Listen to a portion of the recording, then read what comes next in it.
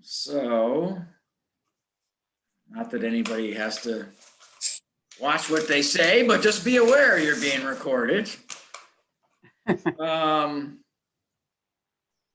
So welcome to the New York Coalition for Open Government. Today is April 15th, 2021. Usually we meet the second Thursday of every month, but I was out of town last week, so we moved it until the third Thursday. But next month will be back on track for the second Thursday. And lately we've been meeting by Zoom, which is probably good because we have more and more people joining us from across the state. You know, when we first started out, we were, focused on Erie and Niagara County in the Buffalo area. And maybe in the future we can do in-person meetings and video meetings, but for now we're doing all our meetings by Zoom. So I see a couple new faces. I see Caitlin. So Caitlin, maybe you can just say hello and tell us a little bit about yourself. You gotta unmute yourself there. Yeah, hi, I'm Caitlin. I was so glad to hear about this group's existence. For the last 6 years, I've been living full-time in Columbia County, which is in eastern New York, about an hour south of Albany, and I'm from the town of Claremont. And as I've read from your minutes, many of our towns do have all the same bad behaviors as every other town. Originally, though, I'm from California. I spent most of my life there. I'm a native San Franciscan, and I grew up serving on bodies and in elected and appointed roles under California's Brown Act. So when I went to inquire about where is the posted agenda for our town board's meetings and all of the supporting documents, I was directed to what the New York State's open government law was, and I was horrified and passionately want to see that change. We had a meeting of all the Columbia County Town Democratic chairs, and we feel that this is an issue that all of the towns reported poor performance on, even complying with the basic requirements of the New York State open government law, closing meetings, no publishing notice, definitely not posting minutes until after they're approved, et cetera, et cetera. And got the endorsement to take it, and we now have an official issues committee, and this issue is going to be endorsed, and we're going to try to come up with, and this is a question I have actually for you guys. It seemed to me that reading the New York state law, that a town could place on itself or on its public body a rule for behaving differently. And what we thought we would start to try to do from the ground up is to campaign on some basic rules about agenda, compliance with the minutes, and also having a period for public comment. And we were going to try to formulate language around that, and then also ask all of our endorsed candidates to do that. But we also had some interest from our assembly person, potentially, and if we had language. And I said, well, I didn't know. And I also didn't know whether or not there was already people working on this. And so happily, through the miracles of the internet, somehow Harry and I, another person in Columbia County interested in this issue, had been connected with Paul. So here I am. All right, great. And I can provide copies of the Brown Act information to anybody that's interested. Okay. I also see Kathy Rayhill, who I think is new here. So Kathy, maybe you can introduce yourself. Sure. Hi, my name is Kathy Rayhill. I've spent the past 25 years in California in the Santa Rosa area. So, however, I was born and raised here on Grand Island and decided to retire about 3 years ago and move back. At the time, I had moved back. I had just learned about Amazon wanting to put a 4 million square foot warehouse on Grand Island. And so a high school classmate of mine and I actually co-founded the Coalition for Responsible Economic Development for Grand Island, otherwise known as CRED for GI. And we fought that proposal tooth and nail. They withdrew from building that warehouse, but unfortunately, Huntress is back in the hunt now and wants to put a 1.2 million square foot warehouse. So we are fighting that as well. I will say that one of the reasons I came here, number one, I went to democracy school with Sue. Hi, Sue. And got to know Maria. I spoke to her today because we've been having real challenges with FOIL, specifically with the county executive's office. Actually, the town of Grand Island has been pretty open and has responded to most of our requests.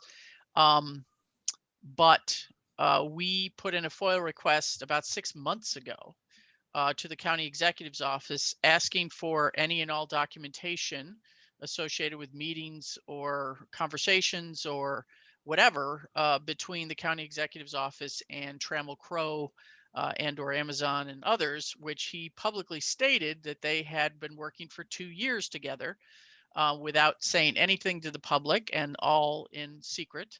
And they have yet to respond. About 4 weeks ago, our lawyer forwarded a letter to the county executive's office, basically saying, you have not complied. You need to immediately provide us with this information. I don't necessarily want to take the next step in, filing suit, but wondering if this group has any ideas other than that to try and get them to comply. Okay, well, welcome and thanks for coming, and we can certainly talk about that. But let me first just go through our agenda. So we'll start first with the meeting minutes from March 11th. Excuse me, Paul, just Sure. 1 minute. Christine Reichmuth is here, and this is her first meeting. Oh, okay. I've seen Christine's name many times, and I didn't realize it was her first meeting. It is. And I'm here is because of that lady, Alberta. Right. So Christine, remind me again what town you're in. And I live in North Tonawanda, New York, and Alberta and I attended one of the Niagara legislature meetings. And Right. At that time, we were appalled by the lack of concern about input from the audience. And also the financial disclosure. These people don't have to disclose, their financial things and all the other things, Paul, that you sent out. Actually, I got a little sidetracked with the COVID. I have to be honest. Oh, And Alberta's got me back. Alberta's got me back now on track Okay. with you guys. I am also a member of the League of Women Voters. And of course, we're very interested in open government and, voting rights and this. So it kind of parallels what you're doing. And I want to learn more, Paul. I want to learn more and get more involved. all right, great.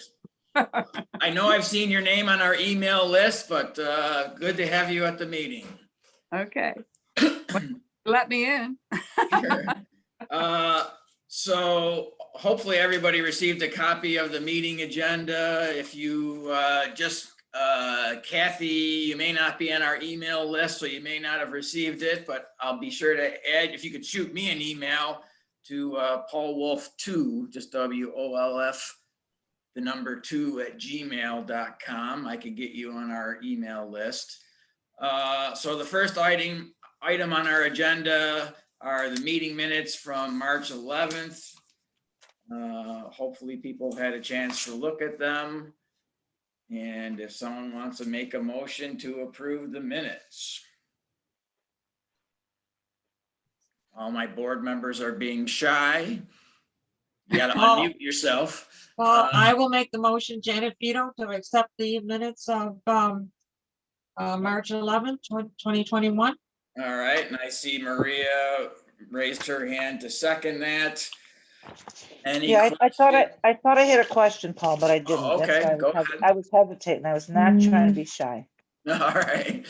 Okay, Any question on the minutes or no? no. All right, all those in favor of approving the minutes, say aye. Aye. Any opposed? Motion carries. Then we have our treasurer's report, which is page 5. We don't really have a lot of documents attached to today's meeting, and I number the pages so we can follow along, but page 5 is our treasurer's report, so I'll turn to Janet, our treasurer. Thank you. This report is as of March 31st. If everyone has a copy before you, if not, I'll just read the balances. We started out with $1,417.92. And we had $200 in dues, which brought that up to $1,617.92. We had one expense, and that was for the membership with the National Freedom of Information Coalition. And that was for $250. And as of March 31st, the balance is $1,316.92. 1,367, I believe. Yeah, what did I say? I'm sorry. 16. Oh, no, I wasn't keeping $5 for me. Okay, I'll take $1,367.92. Thank you. Great. Any questions on the treasurer's report? I just had a question. Do the dues include any new members since our last time when we had the Janet? I believe so, but I'll let Janet answer. Well, yes, there were a couple of new members in that in the $200 that were paid last month. Yes, there were some new members. Okay. Yeah. Terrific. Well, Thanks. next month, that number, of course, it showed 16 members as of March 31st, but that number is steadily increasing with all going online, with payment online, and we're having a great success with that. But that will all come in with the April report. All Wonderful. right. Thank you. And I saw a message from Caitlin about we'll take money from anyone as far as paying dues to join. So if your organization wants to join, that's fine. So next item on the agenda is number. Well, we have 3. to approve the report. Oh, sorry. Yes. A motion to approve the treasurer's report. Would someone like to make a motion? I make a motion to approve the treasurer's report. I'll second it. Is there a second? I'll second. Maria seconds it. Any questions on the treasurer's report? All those in favor say aye. Aye. Aye. Any opposed? Motion carries. Next item on the agenda, number 3, is Assembly Member Paulin. In the New York State Legislature, as Caitlin pointed out, we too are horrified as to how weak the open meetings law is.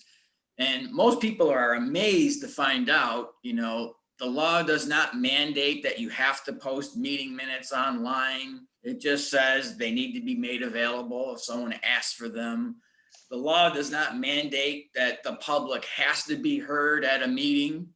Most places allow you to speak for all of 3 minutes, but some places don't. The Buffalo Common Council, Erie County Legislature, they don't allow you to speak and they don't have to. The law is very weak as far as posting meeting agendas and documents. It says, well, as best as you can, you should. So there's a lot of ways the law needs to be improved.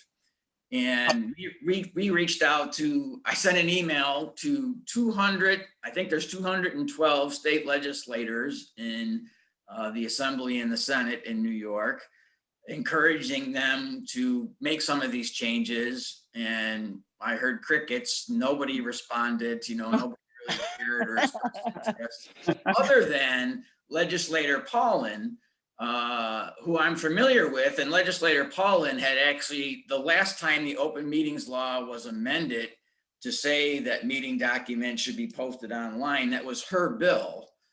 which was done like 10 years ago. So she did respond to my email and she said, I like your ideas and I want to do this. And we said, great. So on the agenda, it lists 3 bills that she has introduced. This is just a first step. There's certainly a lot of ways, a lot more that can be done. But I thought, you know what, we got to start somewhere. So we have her introducing these 3 bills in the Assembly, and Senator Anna Kaplan has introduced them in the Senate. So the budget stuff was just finished. So usually they don't pass a lot of these bills until June or so, towards the end of the session, but I will be following them and seeing what's going on. But already a little frustrated in that the first bill, A1108, which requires that meeting minutes be posted, that bill has already been amended, and I don't agree with the amendment. And the amendment is, well, instead of posting meeting minutes, local governments could post a video of their meeting.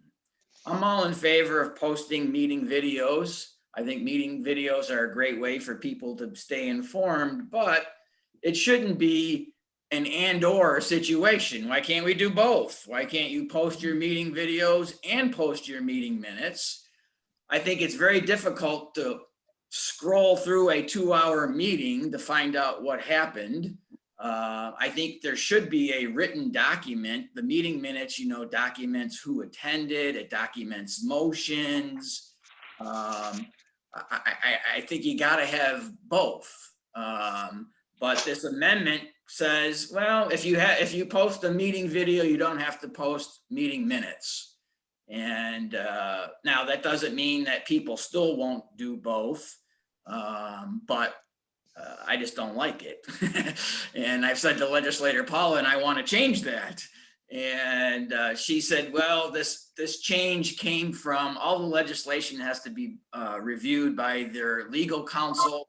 Their legal counsel suggested the amendment, and Paula made the amendment. I mean, her philosophy is, hey, whatever it takes to get a bill passed, sometimes you got to make compromises, and that's just the way it is. And I don't know, sometimes maybe no bill is better. I did reach out to Reinvent Albany, John Caney. Reinvent Albany, maybe some of you are familiar with, as a group similar to ours. And they've been around longer than us, and they do more lobbying type work. And I spoke to John Caney, the executive director. He agrees that he doesn't like that amendment either. So he's going to work on getting me in touch with the attorney on the legal staff that I can make my pitch to. And I don't know if it'll make any difference, but Haney says, you know what? Sometimes we spend more time killing bills we don't support than we do pushing bills we do support. And we'll have to see. Kathy has her hand raised. Yes. Just one question, Paul, because what we've run into is the retention of documents. So is part of that bill that not only do they need to post them, but how long they need to be made available? I know there's a separate bill for posting the meeting videos, and they say they have to be posted and maintained for 5 years. I don't know I can't recall if the posting of meeting minutes has that same requirement. But that's a good question. So we're going to have to follow what's going on with this legislation, and I'll work with Reinvent Albany. Paulin has expressed interest in introducing some other bills. We'll have to see if those come out. And this is the first time we've actually dealt directly with legislators and been involved with drafting legislation. So it's a learning experience for us as well. And we'll see what happens. Paul, can I ask a question? Go. So they're following the advice of the attorney, which, you know, is understandable. Did she indicate why the attorney thought that this would be something difficult for them? You know, what was the rationale behind making this change? Well, I've heard two reasons. One was from Paulin's office that, the local, there's a lot of small towns in New York State, and they frequently complain that, look, we don't have the resources to get meeting minutes up in 2 weeks, which it just can't be that hard. And to videotape these meetings now on top of it, it's too much for us. So it was kind of a bone, I guess, to say, all right, well, if you're gonna, if you're gonna record meetings, then you don't have to do the minutes as well, just post the video. It was an effort, I guess, to make it more easily digestible for them. Now, John Caney had an interesting perspective as to why it was done, and this I wasn't aware of. The state legislature doesn't post meeting minutes. They post videos of their meetings, and he thought, you know what, this is interesting now that you pointed out to me. I don't know if it's just a way for them to change the law so they don't have to be bothered with posting meeting minutes, but they're not doing it anyways. I wasn't even aware that they post meeting videos. I guess I've never had the interest to take a look at state legislature meeting videos. Yeah, So that was his thought. it seems like an odd dichotomy because, on one hand, you're using it to protect, tiny municipalities. And then on the other hand, you've got it protecting the largest, sort of body in the New York State. So, Yeah. well, one of the things that if they are going to go keep, because I can understand how a small town has to do everything. And, maybe they're, not that good at making, doing minutes. Yeah. So maybe there's some kind of component as to municipality population for it to regard, to fall under that kind of instance, because it seems like they're having it both ways. Yeah. I don't know. Again, I don't think it's that hard to do meeting minutes, but most minutes are 4 or 5 pages long. And a lot of these programs now, you can press a button and they will print out a transcript of the meeting. The law says you can post transcripts, and, I'd be okay with that, a verbatim transcript of the meeting, but something in writing should be posted as well. And the other thing too, to keep in mind, for something for the future, time stamping of videos, I think is also something that municipalities are going to have to do. This was discussed at, 0.8, and 0.8 is at 46 minutes, in 7 seconds in the video. Right, and that's the hard part. For a lot of our reports, we review meeting minutes, and I can whip through 5 or 6 town meeting minutes pretty quickly. I can't watch a 2-hour meeting video for 5 or 6 towns. It's just hard. Caitlin, you had a comment. Yeah, just in small towns, Claremont my town is a very small town. We have about 1,300 people. We have an elected town clerk who's paid. And so even our small town, we have this publishing minutes. It's not, you can't say it's because your town is too small. I noticed somebody else also said something about the planning boards. Yes, it ripples all the way down. For us, our planning board is not only not going to publish the recordings, but we do have the equipment to do that. There are no recordings, no minutes, no nothing. So we are, Kathy, where we are in Columbia County and development is much like Sebastopol and Santa Rosa circa the late 70s, early 80s. Sorry for the phone in the background.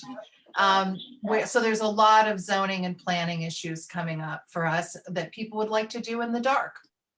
Yeah. Any other comments on these bills that have been introduced? Mary? You gotta unmute yourself. I'm trying. There we go. All right. Can you hear me okay? Yeah. Sorry about that. The question I had, because I just read it over, was it said that it must be posted on the website. It doesn't specifically say the municipality's website. And the reason I asked that is because where I live in Mechanicville, New York, of course, New York, they have an outside company come in and videotape their meeting. It's carried by Just Stream It Live. And what happens is Just Stream It Live posts it to their website. their own website, but it's not posted to the city website. You can FOIL a copy of the video, but it's not posted to the website. I'm just thinking, how is the wording on this going to be perceived? Is it going to be the city or municipality's website, or could it be any website? Would that meet the requirement that some third party is carrying it? Well, that's a good question, but I would think in that instance, they should at least post a link on the municipality website to click to that would take you to the other site. That would be good, yes. Right. And I know in some cities like Lockport, New York, the meetings are live streamed through like cable TV, but then the recordings are done elsewhere as well, but I think they have a link to it. But any other A questions? municipality close to us, Saratoga Springs, they do that. Yep. Caitlin, are you ready to go? Hello, Yeah. Joe? Someone Sonia? has their hand up, or I was going to speak. Go ahead, Joe. Okay, this is a huge concern of mine as well, that, we can't be offloading the responsibility to some third party. It's absolutely something that the municipality has to be responsible for, and housing themselves. I mean, you wouldn't expect a third party to house government documents. That this is exactly what they are. Yeah, good point. Sonia? Sorry, I just came on board, but the bill, I read it, I think 3 days ago. I don't remember all the details, but when I read it, I thought, my God, we're like in the 60s yet, 50s, 60s, especially NT. Mary, you sound like we're in the same municipality. Our zoning board planning real bad. The Common Council, I've been fighting since early 90s for videotaping. We could do what Lockport's doing. We don't. We've got to really get up to speed. We are so behind in New York State. The law about, for example, it is, as Paul has said, it's not mandated that they allow you to speak, but to me, this is part of our citizenship. We really have to hone in on improving greatly.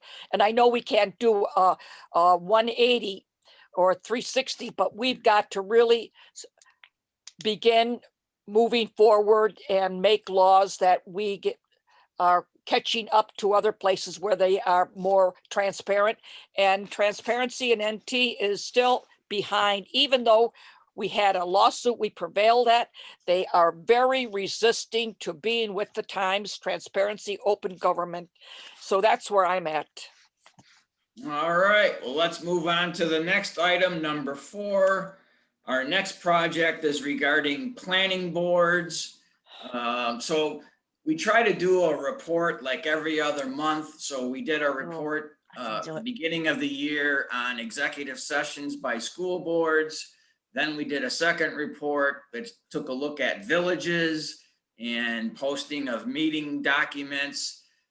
This next report is on planning boards. Same thing. We take 20 from across the state, and as a group of volunteers, we each look at kind of 2 websites each and just take a look to see if they're doing it or not. And later in the year, we're going to have a report that focuses on counties, and then a Freedom of Information Law report regarding cities. So we try to hit different levels of government with each report, and we typically do 20 across the state. So we've all been working on the planning board stuff, and I'm compiling the information and putting it together. So we'll probably be releasing that. The goal is next month, and doing a press conference, and seeing, you never know when we do these things what the results are going to be. Although traditionally, every report we do, the results are pretty miserable. There's a couple, that stand out doing a decent job, but all in all, more tend to fail than pass. And I don't think our grading criteria is that difficult. So that's in the works. It does make sense, Paul, that they would fail, because our job is to be the leading edge of transparency and open government. So part of our goal is to always find these areas where government is lacking. It's not because we're a bunch of, negative Nancys. Probably how they look at us. Yeah. For decades like that. So let me go then to number 5, which is Let New York Vote. Let New York Vote is a coalition of groups across New York State that are working to make it easier for people to register to vote, address laws as far as voting goes, voting by mail, extending voting times, things of that nature. Susan Lerner, who's the head of Common Cause, we've had her speak at one of our meetings 2 years ago. Common Cause is a good statewide good government organization. She contacted me and said, hey, can you do a presentation regarding how the open meetings law applies to Board of Elections? I said, sure. So I put together a PowerPoint, and they had a large number of people attend that. That's how I think Caitlin became aware of us. And I've gotten quite a few people that have contacted me since doing that. And and every time you do one of these presentations, you look at it from a different perspective. I learned something from doing it as well each time, because you look at the law. I never looked at the law from the perspective of Board of Elections. So I learned some things, and I just wanted to let you know that that occurred. And they're very interested. I said, look, we can work together. Perhaps we can do a report in the future on County Board of Elections. I took a quick look. They're not posting anything on their websites. It's just awful. I said, we could do a report that helps your effort, and perhaps you can join our effort to amend the open meetings law. And they seemed interested in doing that. So perhaps together, we'll work on that in the future. So just wanted to let you know. That takes us to number 6 on our agenda, and that is what's called an amicus brief. And I'll have Attorney Mike Higgins explain what an amicus brief is. And we've been asked to join in a lawsuit by signing on to an amicus brief. We've done this before. It's an effective way to get our name out there, and also to lend support to issues that are being litigated. Mike Higgins is an attorney at the University of Buffalo Law School, and he and the UB Law School Clinic represented us when we sued Niagara County. So far, we have only filed one lawsuit. I hope to file, I shouldn't say hope, but we will be filing more in the future. But I think it's becoming more and more necessary that I think we have necessary, yeah. lawsuits. And Mike Higgins did a great job on that lawsuit. We won. We sued Niagara County because they refused to release information we requested in a FOIL. And we're still waiting for the judge to award a rule on the issue of attorney fees. We hope that the UB Law School will be compensated for the many hours of work they did. So I'm going to turn it over to Mike to talk about what the issue is in this amicus brief and what an amicus brief is. So go ahead, Mike. Thanks, Paul. I'm going to stay off camera because it's chaos time at home. I have 2 small kids, and they're underfoot. So anyway, thanks for letting me come to your meeting and for joining on to this amicus brief. As Paul said, it's really like commenting on a lawsuit to the court to try and explain to them the broader interests that are at stake in the lawsuit. The lawsuit that I asked you all to join is called Appellate Advocates against New York State Department of Corrections and Community Supervision. What happened was this group, Appellate Advocates, they represent people in parole hearings, and they wrote to the Board of Parole under FOIL and asked for training documents. Whatever the Board of Parole is trained to do, they wanted to see those documents. And after they sued them, they got some of the documents, but the Board of Parole said, you can't have any documents that our lawyers wrote because that's privileged. That's secret stuff. So appellate advocates appealed, and they're seeking those documents. And our amicus brief says basically that those documents should be public for one main reason, is that government lawyers are different than like the lawyer that you go to for your divorce. You don't really need to provide a government lawyer with extra secrecy, because their whole job is just to make sure that the government complies with the law, and because they make the law, right? When a government lawyer says, you know, you, member of the board of parole, can't, you know, ask somebody about their religion, like that's the law. And we should, as the public, should all be able to know what the law is. So we asked the court, we reminded the court about this idea, which is called working law or secret law, and asked them to rule in favor of appellate advocates, so that whenever you write to a government agency for their interpretations of the law, their policies, their rules, you get to see them, whether or not a lawyer wrote them. So that's the thrust of the amicus brief. Reinvent Albany also joined on. It's scheduled to be, the court will look at it tomorrow, I think, to decide whether or not they want to accept it. It doesn't really matter one way or the other whether they accept it or not. We already published it publicly. Anyone can read it. If the court wants to read it, great. If the court doesn't want to read it, that's fine too. We've already sort of publicly said this is an important idea and people should pay attention to it. So that's the real purpose of an amicus brief. Mike, what was the reason for the denial? Two things. They said that the documents were interagency documents, which means, you know, documents that they use to help make their decisions.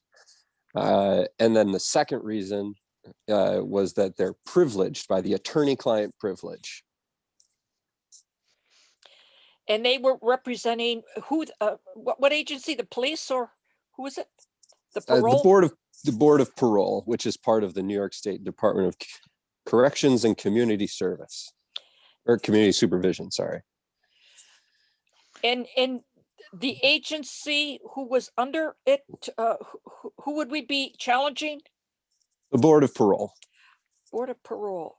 And their attorney is a municipal attorney, a state attorney? Yeah, everyone who works for the board of parole is a state employee, including their attorneys.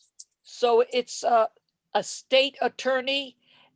And I was listening to you and I was thinking, I remember decades ago in the New York Times paper, it was, does the state attorney general represent the people or the state?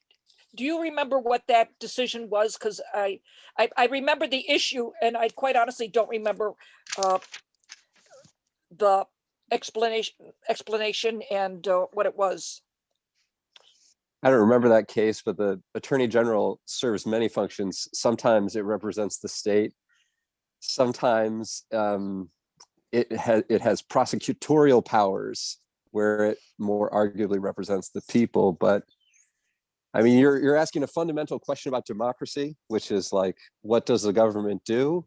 That's something that we say in our brief here. You know, we basically say FOIL, the Freedom of Information Law, is necessary for democracy. When the government makes the law, we get to know what the law is so that we can tell the government through democracy, through voting people in or out, that the law they've made is good or bad. And if we don't know what the law is, we can't make informed choices. We can't vote out people who make bad choices. So that's sort of the point of our amicus brief. So this lawsuit raises an interesting point, because generally, if an attorney gives advice to, you know, a town board or whatever, you know, they claim, you know, well, that's confidential. Well, I understand that to a point, but what's being asked for here is the parole board attorneys have rendered opinions about the law, how the law should be interpreted, how it should be applied. Well, shouldn't that be public information. I mean, they're, just interpreting state law. And that's what this lawsuit is saying. You shouldn't be able to hide behind attorney-client privilege when you're rendering opinions on how the law or the regulations should be interpreted. Am I saying that correctly, Mike? Yeah, I co-sign that whole recitation. So it's an interesting case in that regard. Now the counter argument is going to be, well, attorney-client privilege is important, and I understand that as an attorney, and that you're kind of blowing the door open a bit on attorney-client privilege. But I think it's different when we're talking about, all we're looking for is what are the legal memos or documents interpreting the law, interpreting regulations. I'm not, asking for, advice about something else. This is, a public law that's being applied in a public situation. Shouldn't we know, what the attorneys have said about that? So it'll be interesting to see what the court decides. Any other questions? Paul, you remind me when a decision the Department of State made in making an amendment, they were putting forth an addition to a state statute or law, and they backed it up by saying, explaining why this is not beyond our boundaries. And I'm thinking what you're talking about, you need to explain why this is true or not true in making the law that you're following. Right. Why should we have secret interpretations of the law? Exactly. And it seems to me this is a no-brainer that, and it's a very good brief that is important to make. And I'm glad we're doing it, Mike. And Mike has sent me a copy of the brief if anyone's interested, or I could email it out to everyone.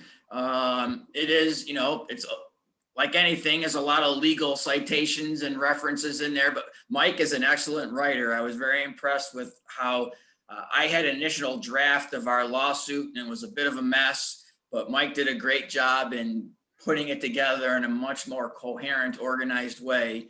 So I enjoy reading his work, and I will certainly share it with all of you. I'm interested in reading it. And I remember reading the brief he did for us, dotted the I's, crossed the T's, really well written, I thought. I'm not a lawyer, but you don't have to be a lawyer to really know when something's good. Yeah. So I will email that out to everyone. Any other questions? Maria? I have a question, Mike. First of all, thank you so much for the wonderful job you consistently do. We appreciate it. Yes. And number two, do you, when you do these briefs and all this writing and wonderful work that you do, are your students involved? Is this part of your class, or do you keep us a secret? No, absolutely. So I had two students work on this for a semester, last semester. We sort of started running out of time though, and it was in a little rough shape. So I cleaned it up towards the end there. Good, thank you. Mary? I just wanted to know, after getting a copy of the brief, how would we monitor? How would we find out what the updates are, or what's happened with it, things of that nature? Sure. I mean, I'll certainly send updates to Paul and he can distribute those. But if you want to follow along for yourself, the state court system, all the records there are public. Well, most of them. That's another interest of mine, court secrecy. But if you want to read the briefs or whatever, you can find them on something called NYCEF. And when you get the brief from Paul, it has the index number on it. That's how you search for it. And it shows you the pages there. I don't know, this case is being heard in the 3rd department, and I don't know if they're broadcasting their arguments. The 4th department has been doing that, but I will check to see whether the 4th department is broadcasting them. If they are, I'll send around the link to and the date for when it's argued, but it hasn't been calendared yet. It hasn't been scheduled yet because the state has not submitted their reply to the appeal yet. Okay, anyone else? All right, Mike, well, thank you very much again for your continuing work. Yeah, If I you just, have to go to attend to your children, that's fine. I do have to put them to bed, but I did want to just compliment you all on all the work that you're doing. I'm amazed that you're getting legislation pushed through. Like, congrats on that and your reports. So anyway, just keep in touch. Happy to keep working with you on all of the things that you're working on. Always enjoy it. So talk to you all soon. Thank Okay, you. great. Thank you, Mike. So let me go to number 7 on our agenda, which is a new website. So I've been thinking about, we have a website, which is fine. It was cobbled together by volunteers, so it's not the most attractive or the most functional website. And whenever I go onto other organization websites, there's some that I really like, and I make a note of it. And, I would love to have on our website the ability to, pay our membership dues and things like that. I found another way to do that electronically, but a way where you can sign up to be on our email list, and an easier way to post videos. So I sent an email out to a couple local website companies just to find out. I had no idea what a website costs. And, I don't know what it is with me, but whenever I try to call contractors, it's a nightmare. People don't call you back. They don't show up for estimates. I'm trying to get some work done around my house, and it's driving me insane. But in any event, for my websites, I contacted 5 companies, only 2 responded. All right, well, I just can't believe that people don't respond to someone saying, I might want to hire you. Can you, give me some idea? But 2 companies responded. And I spoke to both of them and gave them an overview of kind of what I was looking for, and what would be helpful. And I got proposals back from both of them. One said 5,500 and one said 2,700. Well, I actually liked the 2,700 people better that I was speaking to. So then I looked around and said, is there some way maybe I can get some grant money for this? I've never really written a grant before, but the Oshai Foundation, which is a big foundation in Buffalo, and they have a real simple thing on their webpage where you basically write up a 300-word proposal, and you submit it. And there's no deadlines. They do it throughout the year. I said, all right, well, I'm going to submit a proposal for $2,700 for this new website. So I did that a couple days ago, and we'll see. I don't know. It's not a lot of money to ask, I thought, and it's, kind of very specific. There will be an end result that they could easily see.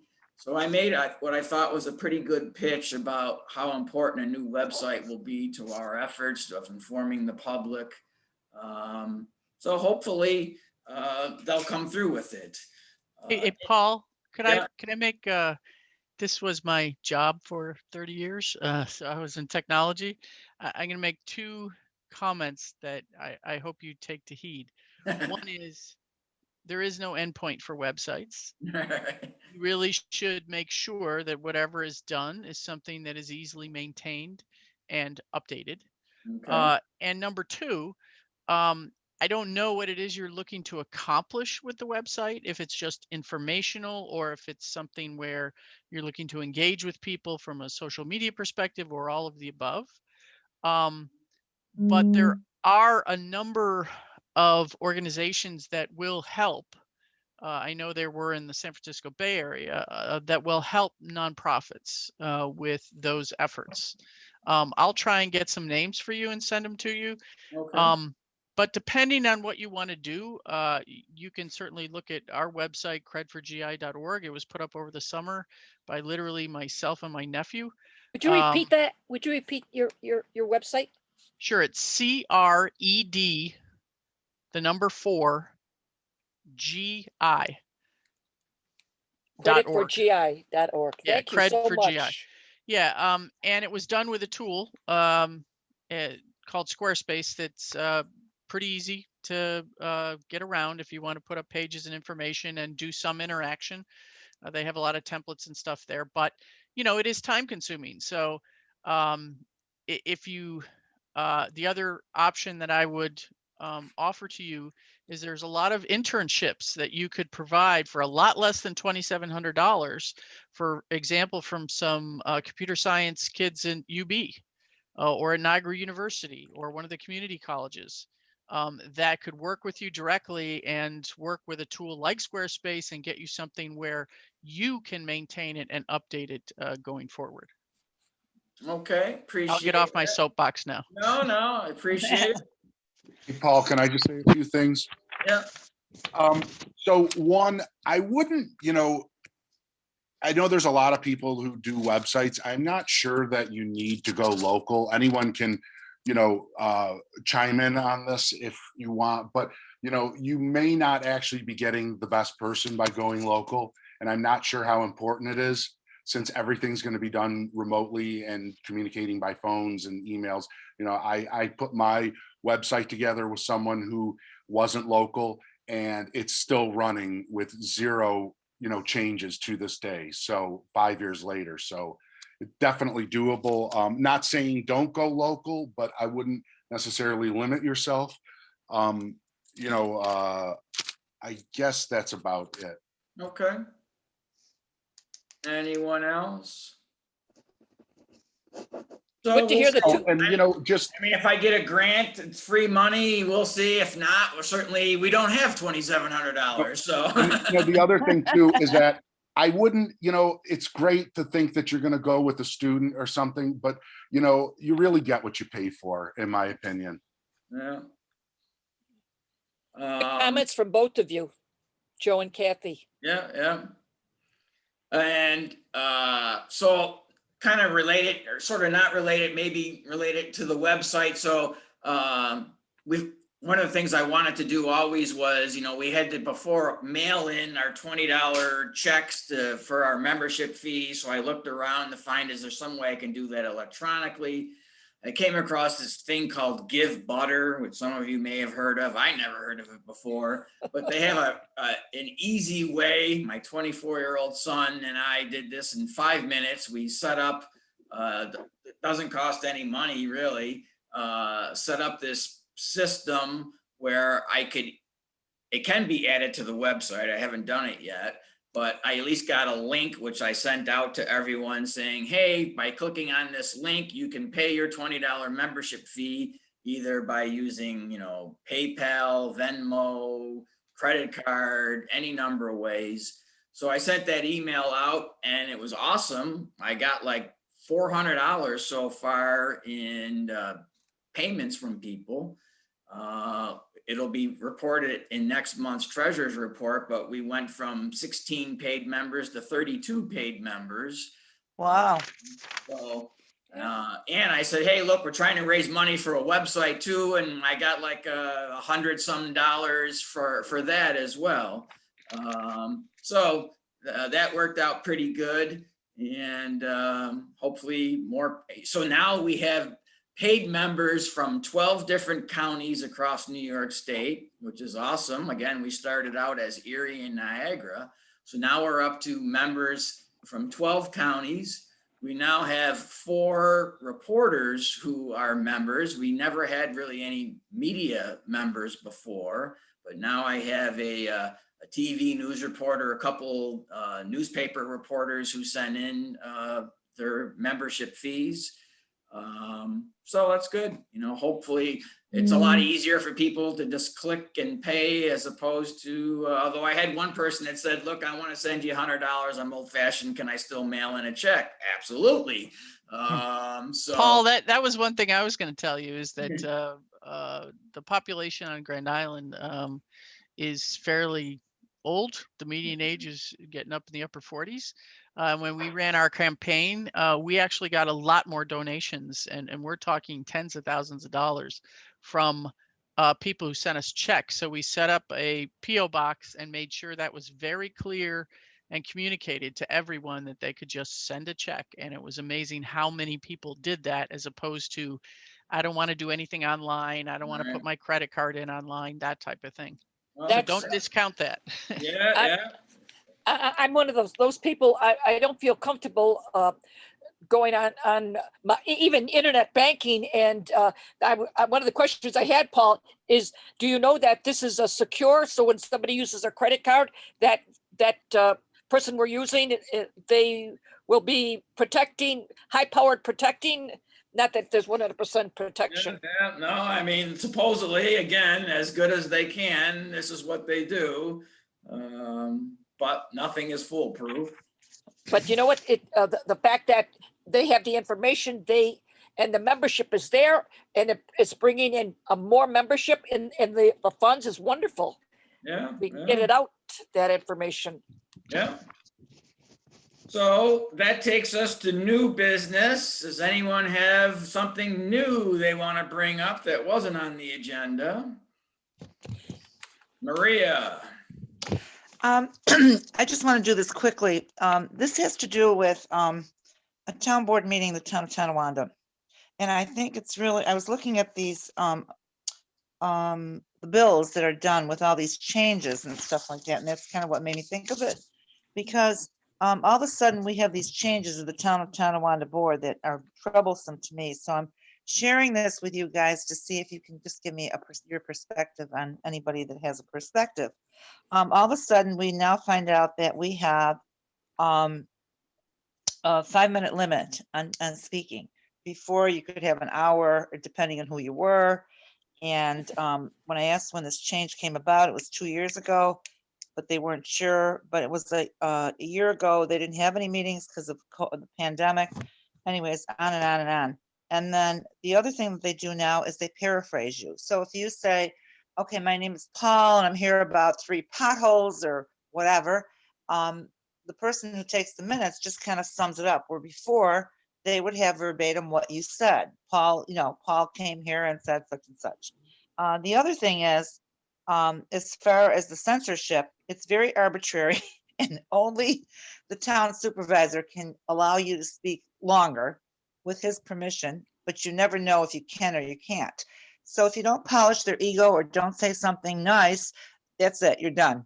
And if it's the friend, they can talk for half an hour. So I guess the other thing is that it just seems like they're censoring people.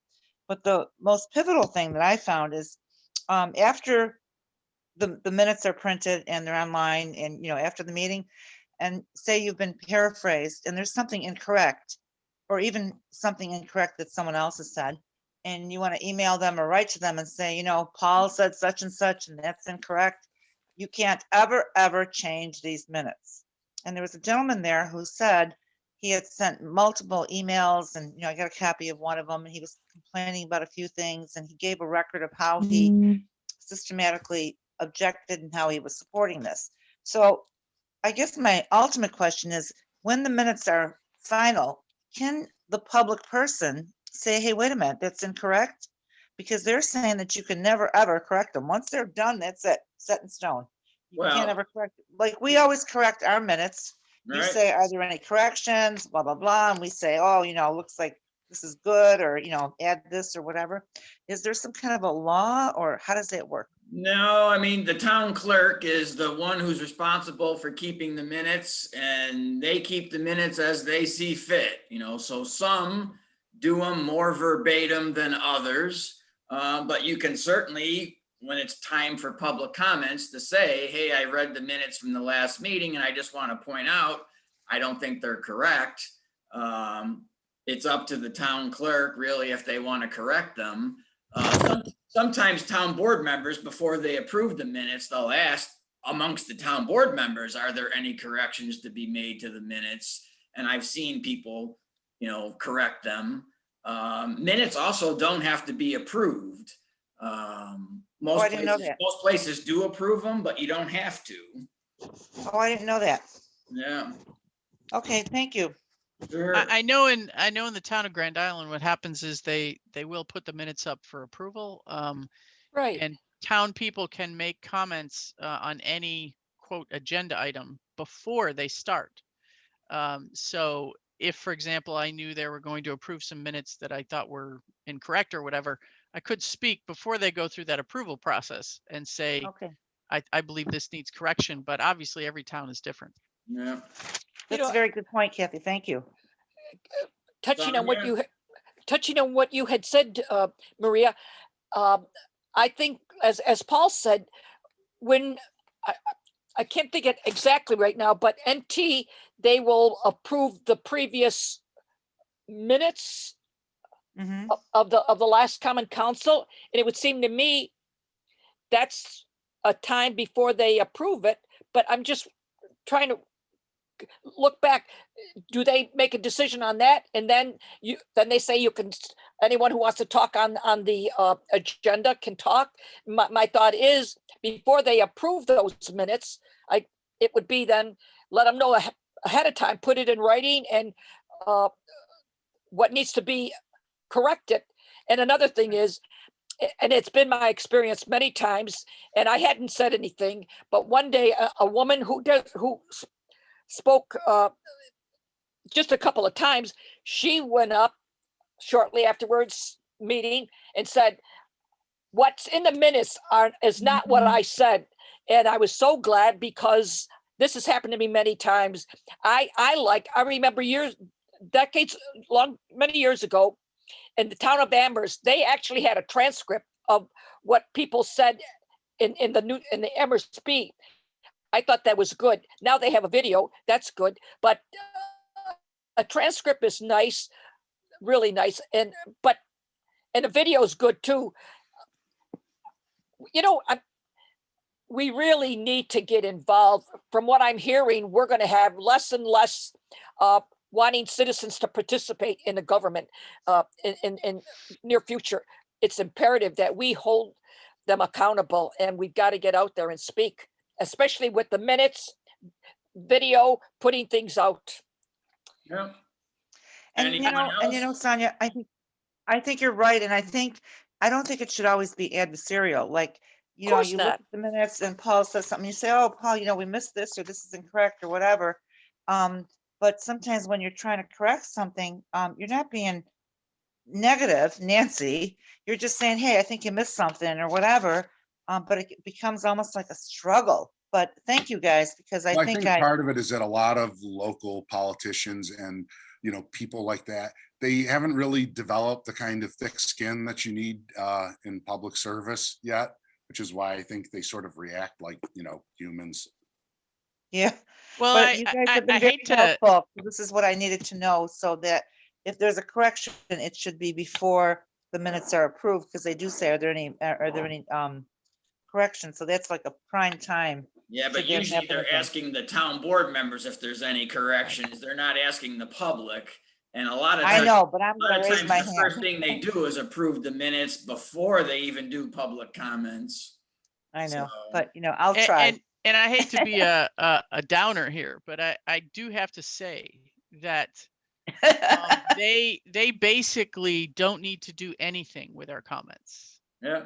There is no obligation. There is no nothing. The best thing that we can do is bring pressure on them politically to do the right thing. But at the end of the day, I can tell you that the night before they were supposed to vote, the board was supposed to vote on the Amazon's SECRA. We had lined up, they were going to do an open town board specifically on this project. And we had lined up over 500 people Wow. in COVID, in the pandemic, to Yeah. come and speak to the board. And that's when they pulled it. But we could have had 1,000 people come and talk, and they still could have said, we're approving it. So we have to find other ways other than our 3 minutes to get that. And I will tell you one way that we have found effective, because we represent about 2,500 Grand Islanders now, which is over 10% of the population. Wow. We have asked for a monthly meeting with at least 2 of the board members. They can't do 3 because that would be a quorum. And we rotate people. It's always the supervisor and at least one other person. And we take up issues with them outside the public forum. we have actually gotten much further in doing that and helping them understand our concerns and what action we might take if they don't do the right thing. We've found it to be very effective to do that in a, in a non-public setting and to make corrections to things that have been put out. Thank you. Great. That's wonderful input. Thank you, guys. I gotta Appreciate say, I gotta say, Joe, look at that beard, man. I haven't seen you for a while. Anybody else Oh, under my new good- business? Kathy, I believe it was in the 90s. I remember when I attended I think it was a public hearing on your comprehensive plan. Your citizenry came out and they were following right through. And it's kudos to town of Grand Island, because that's what people need to do in a community, is come out. And I agree with you. You gotta come together. And obviously from what you've said, I've heard today, you're really making headway with having them listen to you. The fact that they're two people once a month in the exchange, that speaks volumes to me. Well, I mean, look at the numbers, and that's an important thing to do for your citizenry. So, for example, in any typical election around here, we have about 12,500 registered voters, but only about 5 to 5,500 vote in any, non-presidential election here. So when you're talking about a coalition or organization that represents 2,500 people, that's half the votes for the island. So again, I don't think it's about making political or public comments to them as much as it is putting political pressure on them and finding a way to do that. Paul, you asked if there was anything else. I had mentioned at the beginning of the meeting that we want to know what was in the conversations, the secret conversations between the county executive and Trammell Crow and all the folks behind this Amazon thing. And the reason we do is because Huntress has come back and said, oh, well, we won't build a 4 million square foot warehouse here. We'll build a 1.2 million. Well, that's still huge.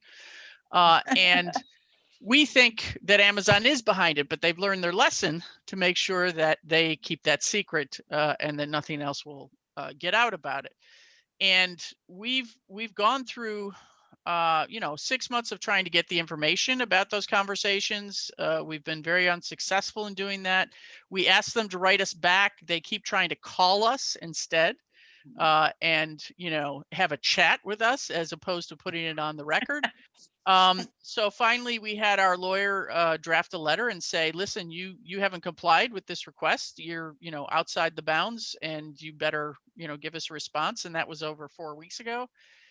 So just wondering if this group has any ideas outside of, filing a lawsuit, which we're fully prepared to do if we have to getting the county executive's office to respond and provide us the documentation for those meetings. The county executive or the town supervisor? No, the town's been great. The Oh. county executive, Polenkart, said he Oh. was in secret conversations with them for 2 years and yet has not produced a single document to us based on a FOIL request that we gave him. Interesting, because usually at least the FOILs that I filed with Erie County's been more responsive than most communities, but it depends on the issue and circumstance. The only thing you can do, which is what you've been doing, is political pressure. I forget what county legislator represents Grand Island. But I think it's Hardwick. Yeah. I think it might be Kevin Hardwick. Otherwise, your only choice is the lawsuit. Who is your attorney for your group? James Duggan. Okay, I've heard the name, but I don't think I know him. He worked on the Tonawanda Coke thing. Okay. Yeah, I don't have any Have good you reached answer out to other the than media or issued a political press release? pressure and lawsuits. Does anybody Yeah. else have a comment? Yeah, Joseph, we did reach out to about 3 different outlets on that. So far, we haven't gotten anybody to bite, Yeah. but we made it very clear to them. And in addition, we asked our town, this was the prior supervisor, Nate McMurray, you know, for any documentation that he had in meeting with these folks, and they produced nothing. But then when we talked to the new, because a whole new, you know, supervisor and everybody else came in, elected after that, they told us that no documentation was available to them either. What about Brian So, Higgins? Are you familiar? Yeah, with, are you familiar with Jim Haney and Investigative Post? Yes. Because sometimes Yes, they we will have dig somebody who they will dig personally into knows that. this. Yeah, sometimes they will dig into that and create a story, which causes some pressure. But Yeah, they so far again they haven't bid on that. One other thing, Paul, when you were talking about earlier the elections stuff and making that more open, I will tell you a small story. My brother was looking into running for town council here, but he didn't want to run as a Republican or a Democrat. He wanted to run as an independent. But as hopefully most of you know now, because of the last presidential election, the independent party has been wiped off the ballot in New York. So when he went to the elections board to find out information on how, in fact, he could get on the ballot as an independent, nobody had answers. They were all giving him the runaround on everything. And it turns out that apparently New York State has modified, because of the pandemic, the number of signatures that are required for example, the Republican or Democratic or Working Families Party. They had reduced that number quite a bit. Yeah. And they did not change it at all for the independents. So if you want to run as an independent, you have to get almost 10 times as many signatures as trying to run on a party line, which, you know, is absolute BS. That's always been the case, but that's what the parties do to protect themselves. But yeah, unbelievable. How many signatures do you have to get for the Republican or Democratic Party? Like, is it a huge number? Oh no, on Grand Island it was like It's small. I think it was 108 for one, and you know, maybe 113 for another. But as the independent, you had to get like 1,800. right. Kathy, when you were foiling, you were asking for the talks between polling carts and the developer? Documents. Oh yeah. I was Doc- looking for meetings, meeting minutes, transcripts, letters, any correspondence. And we named the specific parties that they had to be between. Yeah. You know, it was a very detailed FOIL request. And they nothing. denied it? They just have not responded. Right. Well, oh my That's goodness. a double denial. And did you appeal it? Well, that may be the next step, but I think at this point we're ready to take them to court.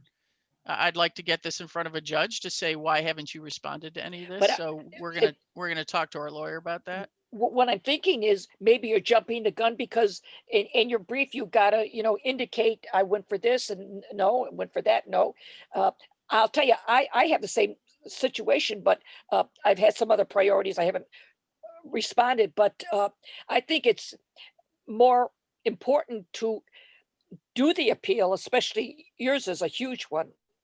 Mine is a huge one because it affects everybody. But the point is, they haven't even responded to you. That's serious. Yeah, I think you're right. I may I'll talk to our lawyer about that, but I think maybe we go the appeal route first and then we get it in front of a judge somewhere. Paul, didn't we learn at one point that a non-response is considered a denial? It is, yeah. But you can still, and you should, appeal the non-response. Oh, absolutely. Yeah. Okay. Did they send anything to you, Kathy? They didn't send anything. They my nephew handled this, and they tried calling him. But he responded and left the voicemail back, says, I don't want you to call me. I want you to write me. And good for you. They never wrote back. No. I think it sounds to me like the appeal might be important, even though you're appealing like the non-existent denial, because for them to come back and say, well, you know, we were busy, but if you would have just wrote us, we would have given you this information. Yeah. You know, so I think just go through the motions. Yeah, I'm sure they would take that on my taxes too. I was busy, you know, you could have reminded me that I owed you taxes, right? All you had to do One was question. appeal. Now, Thank you for that input. Mary, Oh, Mary, Kathy? you had your hand up a while ago. Did you want to say? Oh, hi. Wait, let hi, me hear this- from Mary. In regards to the reference to lawsuits, that's falling under like the Article 78. Is Right, that correct? right. Okay, and I noticed a lot of people are talking about their attorneys. We had a similar situation. One of our commissioners actually filed an Article 78 for information as a commissioner she couldn't even get. She won her Article 78, and which was great. But I've been approached by a few of the residents who can't afford an attorney Right. to file an Article 78. And the common question seems to be, how do they do this on their own? Is there even an avenue for that? I don't think you have to be an attorney to file an Article 78. No, You could just go and learn what forms and everything you have to fill out to do that. Yeah. Obviously it's a much better idea if you have somebody who's familiar with the Article 78 process behind you. Right. Another wasn't option sure is to, what direction to send them to. yeah, And I I- don't know. I could do some research and look it up, but I don't know that I personally. mean, you can certainly contact me, Mary, and I can provide information on, how you go about doing it. It's not easy to do if you're not an attorney, but, Yeah, the commissioner paid like $4,000 right? to have her Article 78 Typically, an filed. attorney's gonna want $3,000 to $5,000 to take a case, Yeah, which is understandable, but again, when you're talking about people who have, requested information and are getting ignored, as so Right. many of us are. Which is yet another example of why the law needs to be changed in New York. Now, in other states like Massachusetts, you as a citizen can file a complaint with the Attorney General, and the Attorney General will investigate your FOIL complaint or open meetings law complaint. And if they think the local officials are not filing the law, they will render an opinion saying so. They can fine local officials. And if the local official disagrees, they have to file a lawsuit. Here in New Wow. York, we do the opposite. You, as an average citizen, got to pony up, $3,000-4,000. And if you win, you may get a judge to pay your attorney fees, but may not. So in New York, it's crazy. There's no one who has enforcement power. The Attorney So General. let's be like Massachusetts, Paul. Lead us. How do we do Well, this? Well, one step at a time, but that is future legislation that we're looking to do, because it's crazy. I know Yeah. Susan and Caitlin have had their hands up for a long time. All right. Yeah, hi, this is Susan Larilliard, and I just had a point about the records of the meetings that you were talking about in Grand Island. Have you ever thought of, since they're public bills that they have to pay and they have phone bills, that you could ask for the phone records for that time period where you suspect the meetings occurred? I know in my town, when someone makes a phone call, they keep like a phone log of calls in. You may be able to ask for that as well. So it's not the contents, but at least you could find out when the meetings occurred, and from that point, state, oh, you've had the meetings. What did you talk about? So then you have evidence of the meetings instead of sort of trying to find out if they've had meetings through Thank these you, other Susan. means. The only hard thing about that is you need kind of to know the phone number, that they're calling, the developer's cell phone number or something, because otherwise, Right.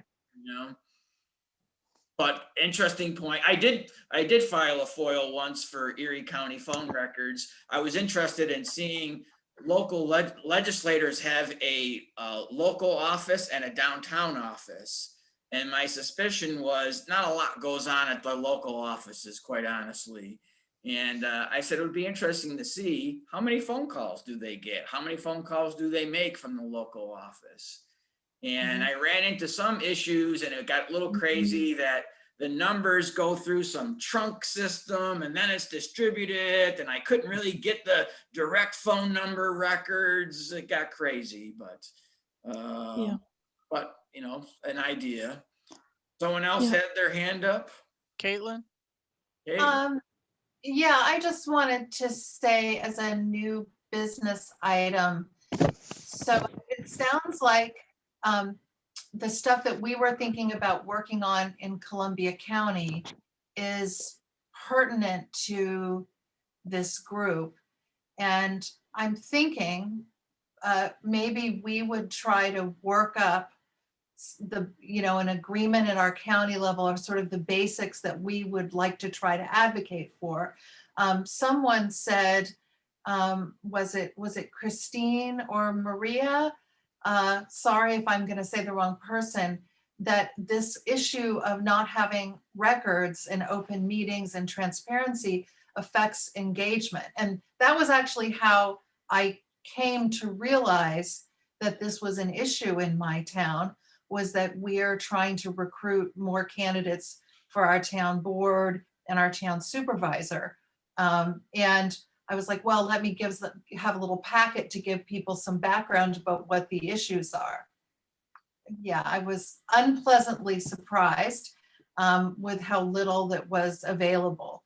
And that's what sort of started me off on this thing. So we are in the county, I think, going to try to develop some things, both something that we want all of the Democratic electeds who we will then at the county endorse have to say that they'll advocate for these things. And I'm thinking that maybe we would come up with some sort of a draft and get the opinion of you guys and maybe referrals to other people to turn it into legal language that, maybe we could then advocate for at the state level as well. Yeah, I can send you, we put together a list at one point of best practices that we encouraged local governments to follow. Yeah. Now, do you think are there, so I know about California's Brown Act law, and it sounds like Massachusetts has good transparency laws. Are there other states that you think might be good models for this? Well, I know Vermont requires, I believe, the public to speak at their meetings, and Vermont requires that meeting minutes be posted. Connecticut, I know, has like a commission that has, I think, the power to enforce their open government laws, kind of like Massachusetts has the Attorney General do it. So I know those are some kind of nearby ones that have some good things. I never looked at the California law, truthfully. Caitlin, have you ever heard of CELDF? You should look up their website. I forgot what it stands for again. It's, the Defense Fund. But they, Sue and I actually went to their democracy school, they call it. Okay. And it's a pretty intense, 2.5 hours a night for 4 nights and that kind of thing, where they take you through kind of the whole, a lot of history on how we got to where we are. But the bottom line is this organization is working on drafting, and they've actually done it in a number of communities now, a community bill of rights. Have you heard about that? So you should take a look at their website, because more than just being transparent, really we need to start pushing for getting a more level playing field. So for example, the playing field between residents and developers is way out of balance. And so communities are developing these Bill of Rights and getting them passed by their local legislators to provide not just transparency, but also taking into account the concerns and the voice of citizens. So it may be something that you want to take a look at. They do offer that, like I mentioned, this democracy school thing. It's pretty intense, and I'm not sure I would take it again, but I learned a lot from it. But the bottom line is I like what they're doing in terms of trying to get a lot of these communities to push for these Bill of Rights that would allow citizens to have a much bigger impact on what happens in their environments. For example, the solar stuff that's happening in New York State, right? Where they can come in and, they don't even have to go through SECRA because it's a solar project. They can do eminent domain, and, the communities don't have any local say in what happens, and that's just wrong. So Those kinds of things. That's been an I issue think. here. Yeah. All right, anything Thank you. else under new business? You know, I have to respond what Kathy just said. It would be wonderful if we had people like a planner, designer, planner, municipal attorney be part of our membership. Do we see much in our area, lawyers wanting to serve and help out the community? I noticed we don't have that. I don't see it around here.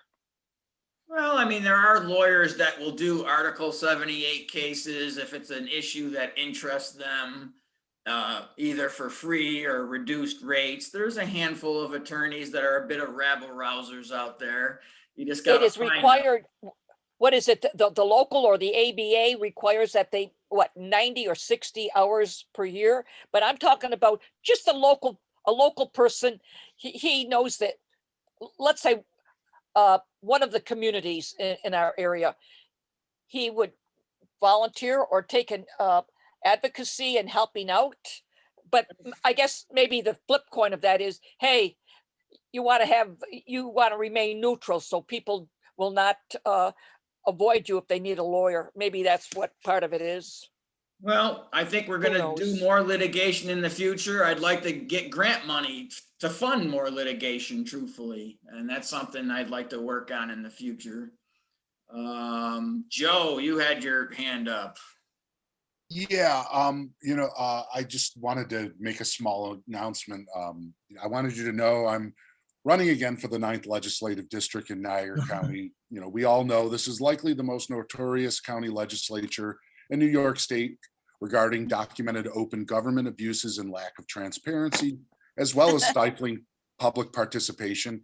As a professional independent journalist and a passionate advocate for extending the leading edge of government transparency, something that always benefits the people regardless of political persuasion, I will turn the situation around there 180 degrees and make it a shining example of what open government should be, not only in Western New York, but the entire state.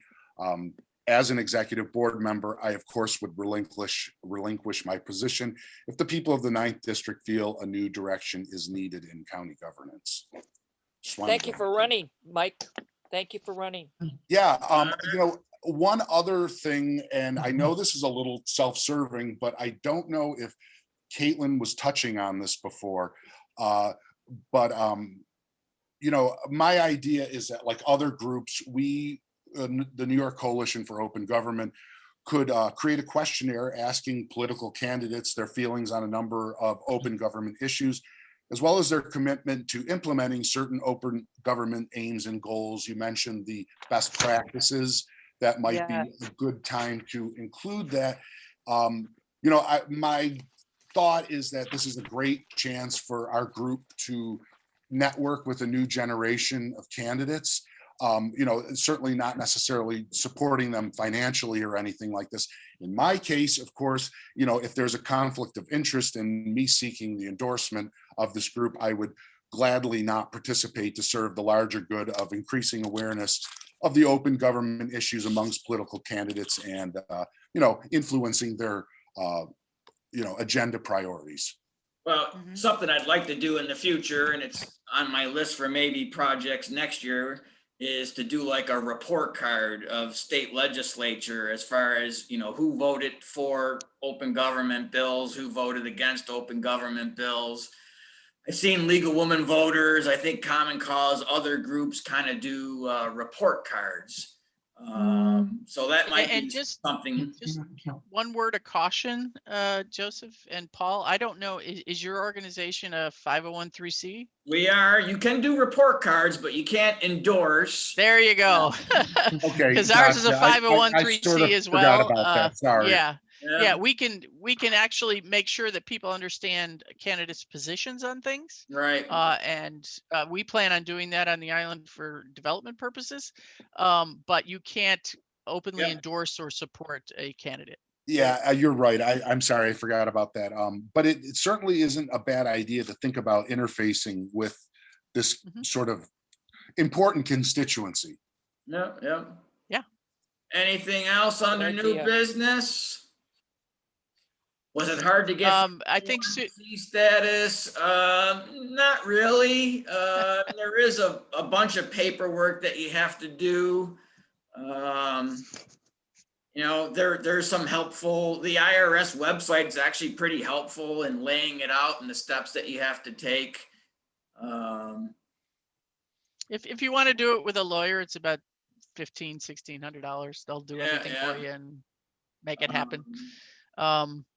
You got to do, the whole corporation bylaws and all that kind of stuff, and make sure you keep a binder and all that happy stuff for any corporation. And then you got to file your probably easy form, depends on how much money you can raise in a year. Anything below 50,000, it's pretty easy. Yeah, I've done it for groups here in this state and in California. There are sometimes there are other things you can be other than a C3. Right. So depending on what you want to do with your politics. But one thing in terms of reaching out, if you have a report card, you can share that report card with the press, and you can also share it with your county and town Democratic committees if you think that would help them. You know, and have candidates would probably be happy to say that they support things like this. So All right, well, we try to keep our meetings to an hour, but an hour and a half is okay. We got more people talking, guest speakers. So I think I'm going to wrap it up there. Our next meeting will be May 13th, the second Thursday at 6:30. I will keep you informed by email. Sometimes I worry that I'm sending out too many emails, but No, never. Good midnight reading. So thank you all for taking the time to attend. It's great to see some new faces, and we're growing across the state, and look forward to continuing it. So someone want to make a motion? Thanks to for the invite. adjourn? I make the motion, to Paul. adjourn. All right, motion by Maria, seconded by Joe. All those in favor say aye. Aye. Aye. Any opposed? Good to see the new faces. So we'll Yes, see you. welcome. Take Thank you. care. Thanks all. thank